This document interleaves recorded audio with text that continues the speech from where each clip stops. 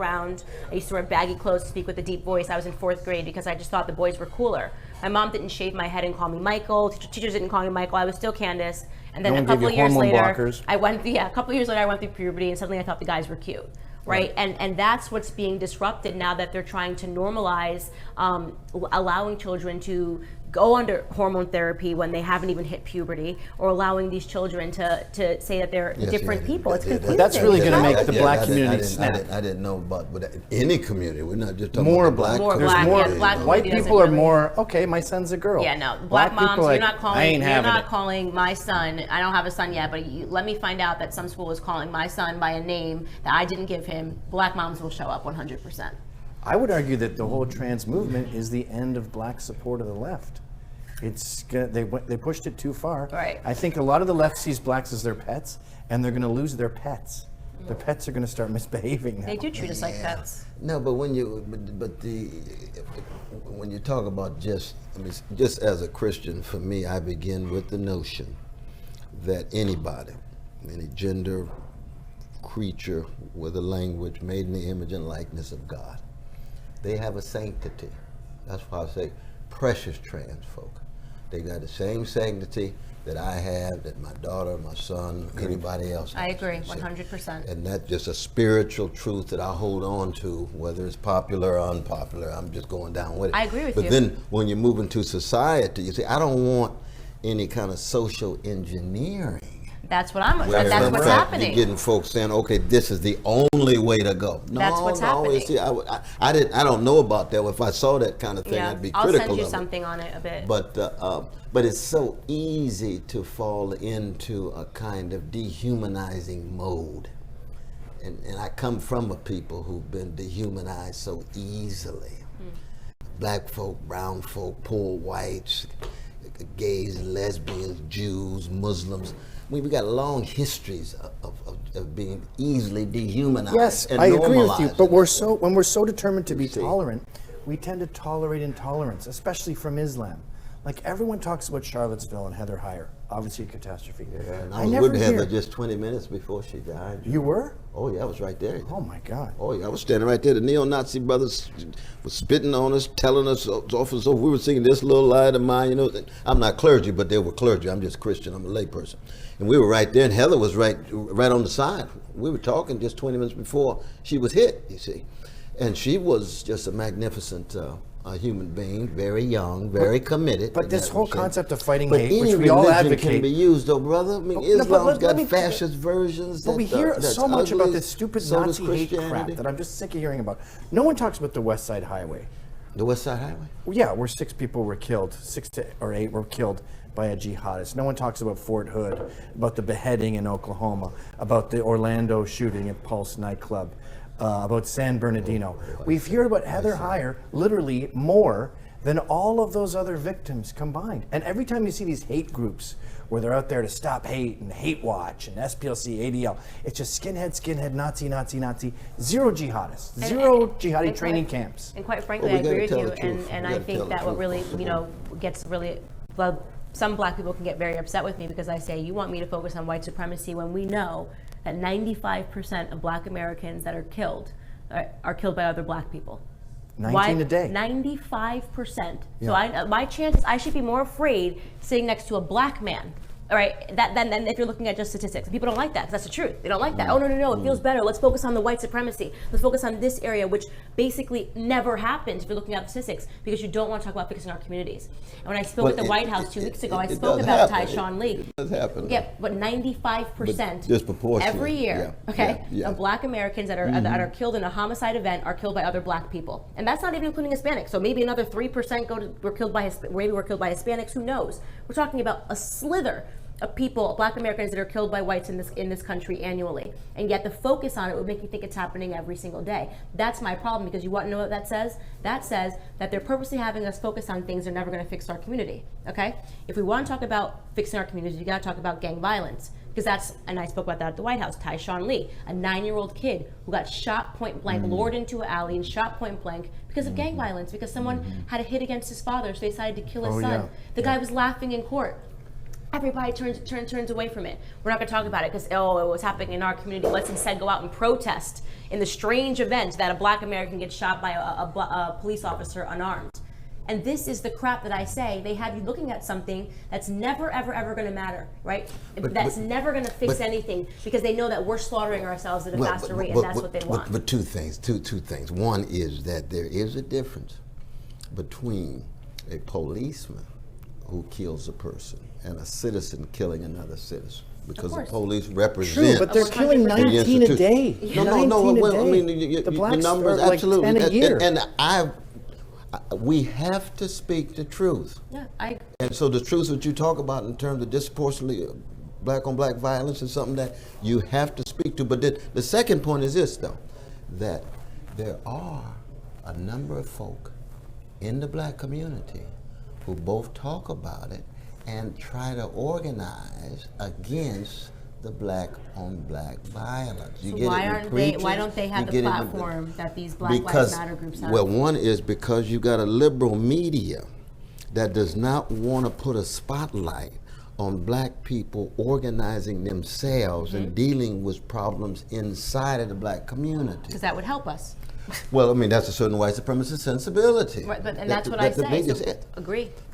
Absolutely, but that does not mean, though, that you don't want to keep these police accountable when they shooting these young folk day in and day out. Accountable. They go Not to day in jail. and day They out. lose their They pension. go to jail. You got one going to jail, brother. You got one going to jail at all Let's these correct shootings. the record. This is not happening day in, day out. In the year where they made it seem like it was the absolute worst, in 2016, 16 unarmed black men were shot and killed. By rate, more white men were killed by. It's 1,000 But also, in the country. unarmed can mean was armed. It can mean trying to kill you with a car. That's correct. 16, even if we're being generous, 16, you had a higher chance as a black American man of being struck by lightning than you did of being shot unarmed. Okay, white men were killed by police officers at a higher rate, as were Hispanic men. We know none of their names because it was a narrative. It was all about the black vote. They jump a narrative, they decide who they're going to go after. In 2016, it happened to be police officers. We're going to see who it is in 2020. This is not about helping to save black lives. You can't tell me that you're focusing on 16 lives when a more unsafe place for a black person to be would be in its mother's womb. We're slaughtering our offspring at a way faster rate, and we have more black babies being aborted than born alive in cities like New York. So to me, it's all a farce, and I think it is because the liberal media. But I mean, you and I are critical of liberal media, but I think you have to have a bit more open-mindedness at the spectrum and the continuum. We've got statistics on the percentages of black men who will be pulled aside in the car. The percentage of men who, when we went to jail in New York City about 8 years ago here with the stop and frisk, when you had over 90% of the folks stop and frisk were young black brothers and brown brothers. Those are not killings. Those are not killings. Right. They were disproportionately pulling over whites. No. Oh, not at all. all. As they appeared in the crime stats, yes. No. The way Even blacks and whites judge, appeared in the New York crime stats, they were pulled over less than that. There was more whites pulled over than they appeared in the crime stats. But you remember the woman who Bloomberg even conceded that. Who was the judge when she went through all the statistics and said, "My God, under Bloomberg, yes, and she was later fired for incompetence." No. She was a boob. Yeah, no. I'll say something. I'll ask a question. Sure. Mm-hmm. Black Americans, we make up 13% of the population, and we account for over 50% of all the homicides in this country. Is it possible that we're getting arrested more because we're committing more of the crimes? Oh no! In terms of getting arrested I'm talking for a particular homicides. crime, 13% of the population. We're talking about police killing or being pulled over. Okay, so for driving in the car and so forth. When in terms of the sheer number of homicides, you've got a disproportionate number of poor black people, disproportionately men. Well, we're disproportionately committing the crimes in this country, all of them, across the board. No, not all of them. No, not white collar crime. Not Wall Street crime. I'm talking about. You're talking about violent crimes. You're talking about like white collar crimes. Yes, absolutely. You're correct No, about you're right. It just sounds like there's a lot of disingenuous agenda. That's my with thing. the It's left. like just be and at the real. beginning of But this, the you were problem saying, is, though, you got to have a press that is open enough to deal with all of these issues candidly, and that's what we don't have. The press is obsessed with the Nazi shit. They're obsessed with hate. We live in a racist society. It's way worse than it was in the 70s and the 80s. We've gone backwards in time. And the thing I hate about that narrative, like I've got these friends, Max Hare, John Kinsman, they're Proud Boys. Proud Boys are a multi-racial club. There's gays, Jews in it, and they all love Trump. The DNC is pounding on them. They're a hate group. These guys are getting sentenced next week, Max Hare and John Kinsman. 3.5 years would be best case scenario, could be 15, because Antifa jumped them, and it was like the third Antifa fight of the night. Antifa jumped them and they beat up Antifa. And the court said, you beat them up too much. And because of the Nazi narrative, the jury went, throw the book at him. One of the guys has 4 black kids, and he might not see those kids for 15 years because he fought back after an ambush. And it's the idiotic Nazi narrative. They call me a Nazi sympathizer. They call me a person that supports Hitler. I mean, you're exactly right. They overuse that term, and the problem is that when you do that, when you're willing to paint such a broad stroke that you start calling black people white supremacists, it becomes very hard to take you seriously. They call it multiracial white supremacy. But you know, one of the ironies of Charlottesville was, well, 2 things. One, I saw a black man marching with the neo-Nazis when we were being spit at and cussed out. No. Said, you know why? Because he was not a neo-Nazi. No, I didn't say neo-Nazi. He's marching No, with he wasn't. them. There was 2 rallies that day. There was the statues. That's what I was going to say. It was about and the then there was the statues. neo-Nazi crap after. And it was When separate. Trump said there's good people on both sides, That's what he was talking about the statue Yep. rally. There were people that were just there were just 2 there, rallies. black people that were there protesting because they didn't want the statue torn down at But all. but and these then they folk, I'm mixed talking about the them one with the neo-Nazis. mask and had the live ammunition with the neo-Nazi signs. What, the Dukes, the Dukes Hazard, the Confederate flag? Or neo-Nazi signs? It was a combination, Confederate flags and neo-Nazi signs. You know, there's about 29 groups there. So it was a heterogeneous group of right-wing folk willing involved in violent activity. That whole thing was a bizarre shit show that we talk about way too much. Antifa too, you see, Antifa actually saved a number of our lives from being attacked in Charlottesville. Because there was all of a sudden, we were standing there, and as they walked by, after about 20 minutes, it got more and more intense. Police pulled back completely. That's what jeopardized your life. Police pulled back completely. The mayor trying to cause a scene. Well, this was a crucial factor. I agree with that.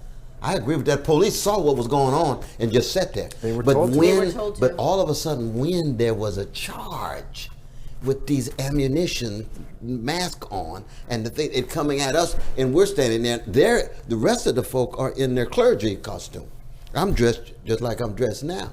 And all of a sudden, Antifa comes in swinging to protect us. Well, let me tell you something. Now you see that